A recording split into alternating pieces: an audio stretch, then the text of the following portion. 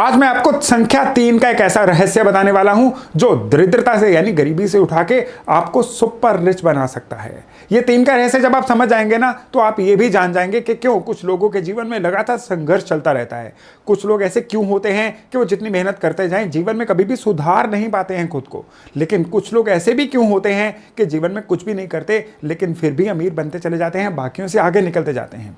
ये 3 का रहस्य जब आप समझ जाएंगे ना तो आपको ये भी समझ आ जाएगा क्यों आपके जीवन में संघर्ष आ रहे हैं और किस तरह से आप अपने स्ट्रगल से निकल के जीवन में संपन्नता यानी प्रॉस्पेरिटी की तरफ बढ़ पाएंगे। ये 3 का रहस्य यानी नंबर 3 का जो रहस्य है ना, बड़ा गहरा रहस्य है। ये हमारे शास्त्रों से जुड़ा हुआ है, पौराणिक कथाओं से जुड़ा हुआ है, हमारे जीवन से जुड़ा हुआ है। सनातन की ट्रिनिटी में ब्रह्मा विष्णु महेश ये जो 3 देवता हैं, 3 स्तंभ हैं, ये भी संख्या 3 है। हमारे शरीर के अंदर जो एनर्जी चलती हैं, वात पित्त और कफ, ये भी संख्या 3 है। और जीवन को जो एलिमेंट चला रहे हैं यानी रजस सत्व और तमस, ये भी संख्याएं 3 हैं। तो ये जो 3 की संख्या है ना, बड़ी गहरी संख्या है और ये 3 की संख्या हमारे आपकी जन्म कुंडलियों में छिपी होती है और छिप के ये जीवन में एक इस तरह का सर्किट बनाती है, इस तरह का तंत्र बनाती है कि जो हमारे जीवन की घटनाओं को कंट्रोल करता है। जब आप इस तंत्र को समझेंगे ना तो आपको पार्ट दर पार्ट, परत दर परत ये चीज़ें क्लियर होती जाएंगी कि आपके जीवन में घटने वाली घटनाओं का पैटर्न क्यों है ऐसा। आपको ये समझ आना शुरू हो जाएगा क्यों जीवन में आपकी कोशिशें रंग नहीं लेके आ रही हैं। आपको ये भी समझ आना शुरू हो जाएगा कि जीवन में आज तक जो भी मिला है वो संख्या 3 का किस तरह से एक्टिवेट हुई कि आपको ये चीज़ें मिल गई। नमस्ते, मेरा नाम है योगेश शर्मा। स्वागत है आपका happy life with Yogesh Sharma में।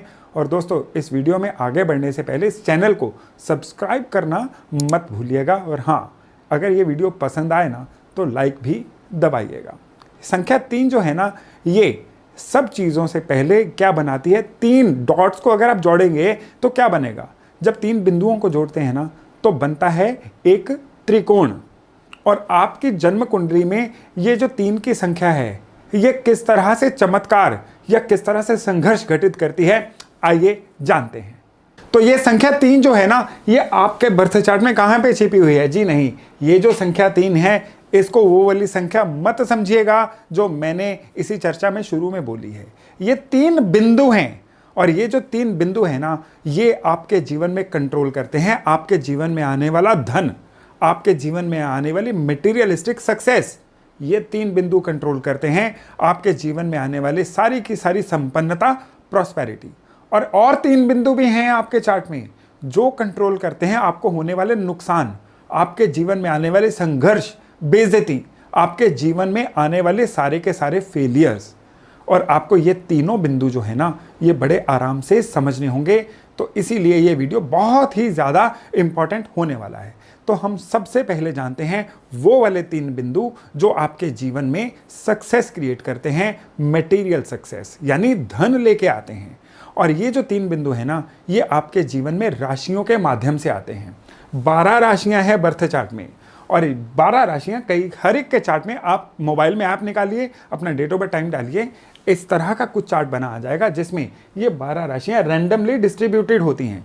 किसी के जैसे ये राशि यहाँ पे है, किसी की यहाँ पे हो सकती है। यानी ये जो नंबर्स हैं ना, ये राशियों को डिनोट करते हैं, घरों को नहीं, इसलिए कंफ्यूज मत होइएगा।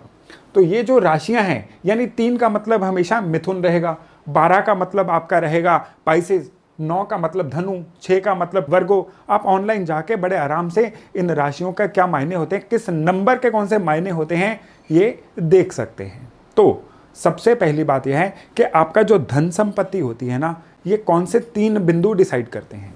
सबसे पहला बिंदु जो होता है ना, जहाँ पे 2 लिखा है, ये होती है वृष राशि यानी टॉरस साइन।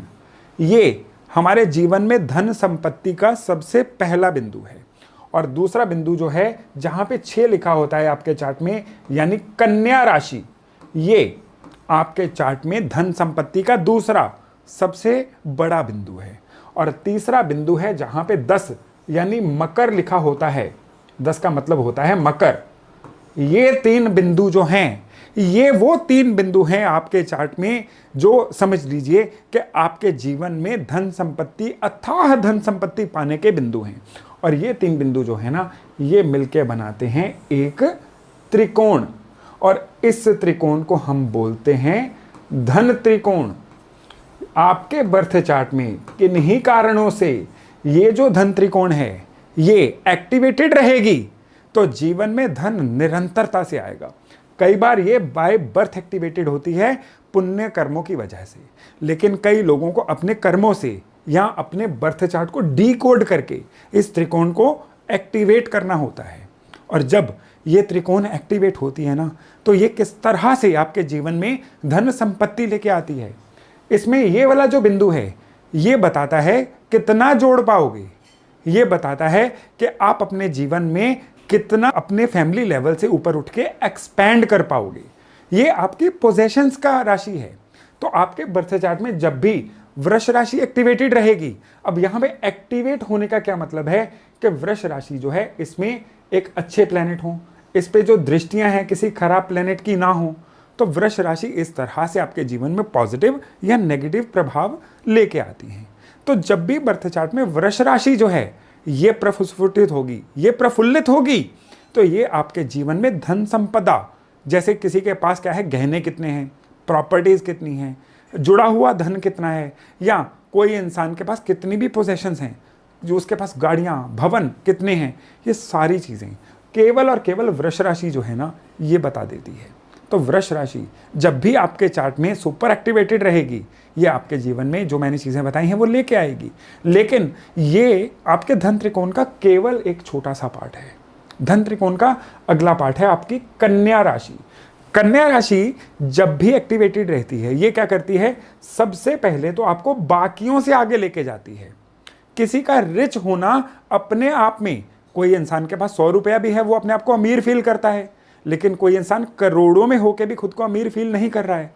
तो ये परिभाषा कहाँ पे आती है, ये परिभाषा आती है कंपैरिजंस में, कि उस इंसान के खर्चों के कंपैरिजन में इनकम कितनी है। ये कंपैरिजन एक और जगह पे आता है कि उसका अपने डोमेन में, अपने सर्कल में लोगों के कंपैरिजन में उसकी रिचनेस कितनी है। उसका कंपैरिजन इसमें भी आता है कि जितना उसमें काबिलियत है उसके कंपैरिजन में उसकी अमीरी, उसके रिचनेस, उसकी संपन्नता कितनी है। ये सारी चीजें कन्या राशि बताएगी। कन्या राशि जब अच्छी होगी ना, तो इंसान के अंदर हमेशा कंपीट करने की भावना रहेगी। कन्या राशि अच्छी होगी ना, तो इंसान के अंदर हमेशा एक कंटेक्स्ट रहेगा कि मुझे इस संदर्भ में इस लेवल तक पहुंचना है, यानी कुछ भी आ जाए अच्छा रहेगा, ऐसी बातें वो कभी नहीं करेगा। कन्या राशि अच्छे वाला जो लोग होंगे वो हमेशा एक फिक्स टारगेट रखेंगे और उनके पास एक कंपैरिजन होगा कि मुझे इन लोगों से आगे बढ़ना है, मुझे इस संदर्भ में आगे बढ़ना है, मुझे अपनी शिक्षा या अपनी काबिलियत के अनुसार इस लेवल पे पहुंचना है। और ये नहीं होगा ना, तो इंसान कटी पतंग हो जाएगा, यानी जितना मिल गया उसी में संतोष करना उसकी डेस्टिनी बन जाएगी। और यही राशि जब खराब होती है ना, तो ये इंसान के जीवन में डेट्स, कर्जे लेके आती है। यानी खराब कन्या राशि वाले लोग कर्जे में डूबे रहते हैं। धन संपदा की तो बात ही छोड़िए। बहुत, आप सपोज करिए कि किसी की ये राशि अच्छी है, लेकिन यहाँ पे कन्या वाला जो त्रिकोण में एंगल है वो खराब हो गया, तो ऐसे लोग क्या होते हैं कि इनके जीवन में टर्नओवर बड़ी होती है, लेकिन वो टर्नओवर जो है अपना पैसा नहीं होता, ये लोगों के पैसों को ही घुमाते रहते हैं। यानी दिखने में ये लोग अच्छे, लोगों के मन में ये हवा का गुब्बारा होते हैं, पानी का बुलबुला होते हैं, यानी ऊपर से इन्फ्लेटेड, अंदर से खोखले होते हैं।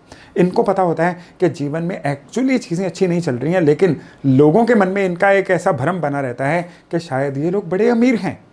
और इसी त्रिकोण में आगे चल के आती है मकर, यानी कैप्रिकॉन साइन।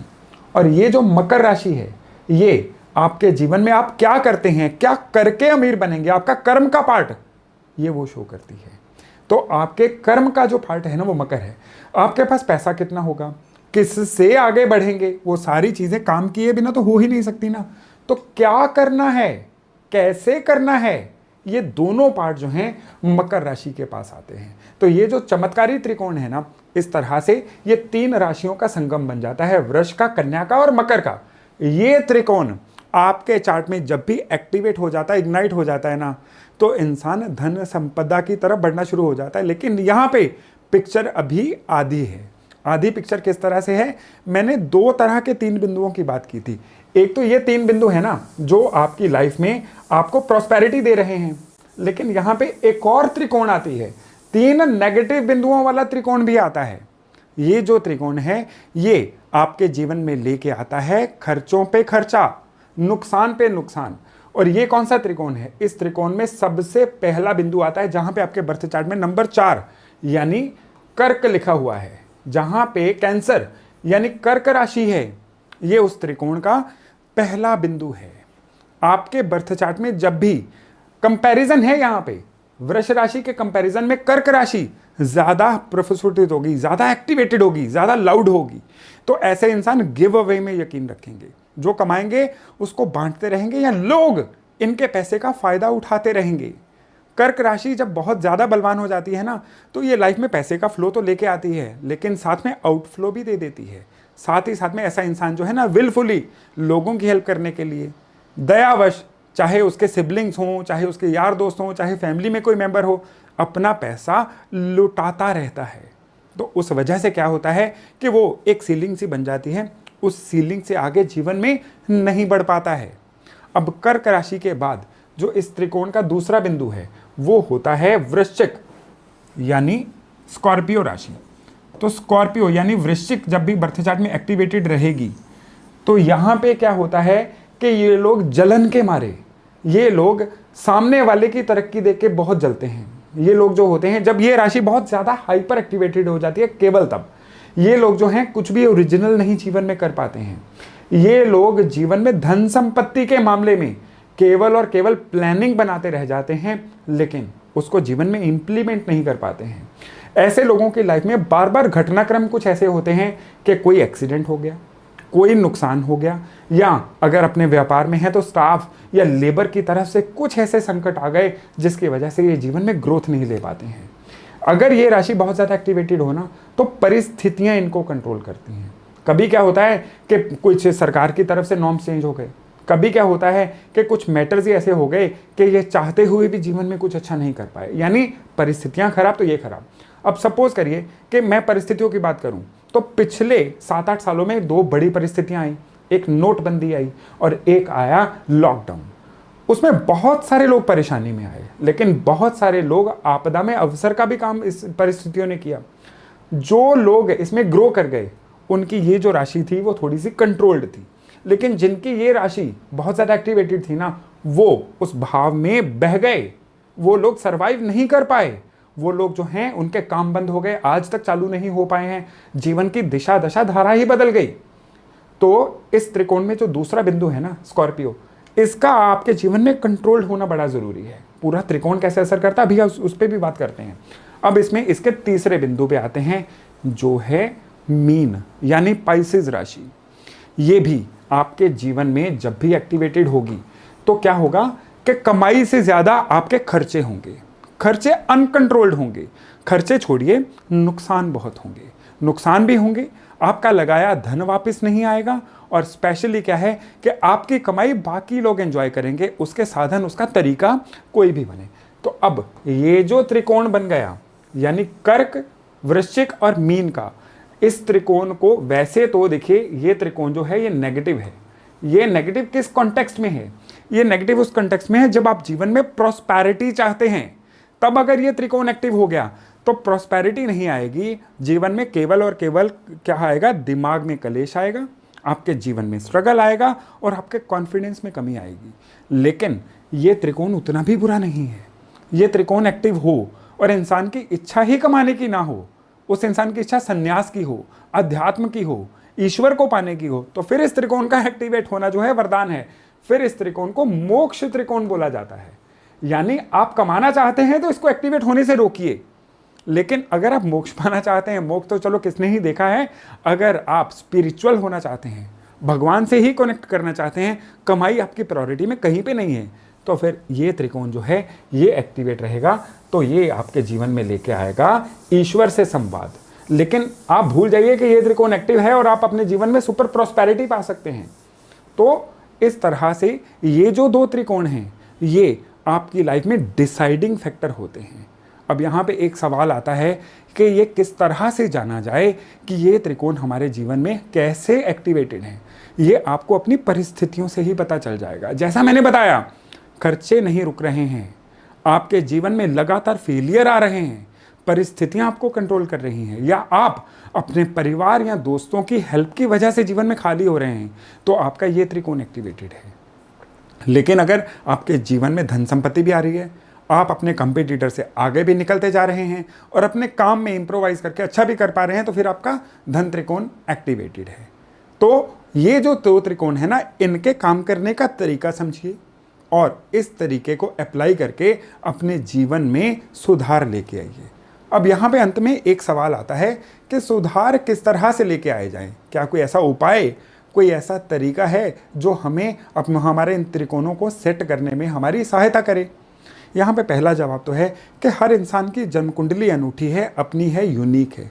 तो आपके बर्थ चार्ट के अनुसार इन त्रिकोणों को कनेक्ट किया जा सकता है, सुधारा जा सकता है। वो बर्थ चार्ट को देखने का विषय वस्तु है, लेकिन फ्लैट वे में आप इसको किस तरह से कर सकते हैं, इसके लिए ये सारा जवाब जो है ना, ये भी इस त्रिकोण में ही है। अब संख्या 3 मैंने शुरू में बोली थी, संख्या 3 में त्रिकोण बनते हैं, और त्रिकोण में जो सबसे बड़ा यंत्र बनता है वो कौन सा है? वो है श्री यंत्र। श्री यंत्र में त्रिकोण ही है ना, जो सीधे और उल्टे लग के श्री यंत्र की शेप बनती है, जो महालक्ष्मी या माँ लक्ष्मी की कृपा को एक्टिवेट करने का एक गेटवे होता है। तो अगर आप धन त्रिकोण को एक्टिवेट करना चाहते हैं ना, तो आप किसी भी शुभ मुहूर्त में, रवि पुष्य नक्षत्र हो, गुरु पुष्य नक्षत्र हो, या इवन कोई भी बहुत अच्छी अमावस जैसे कि दीपावली की अमावस हो, चांदी का छोटा सा श्री यंत्र बनवा के या भोजपत्र पे श्री यंत्र बनवा के घर के अंदर एक्टिवेट करिए।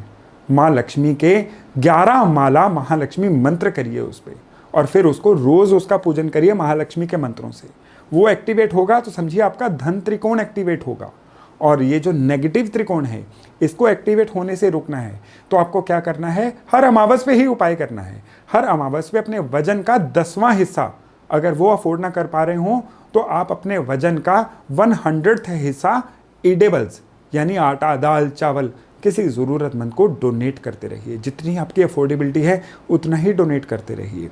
इतना भर करना भी आपका जो नेगेटिव त्रिकोण है उसको एक्टिवेट होने से रोकता है।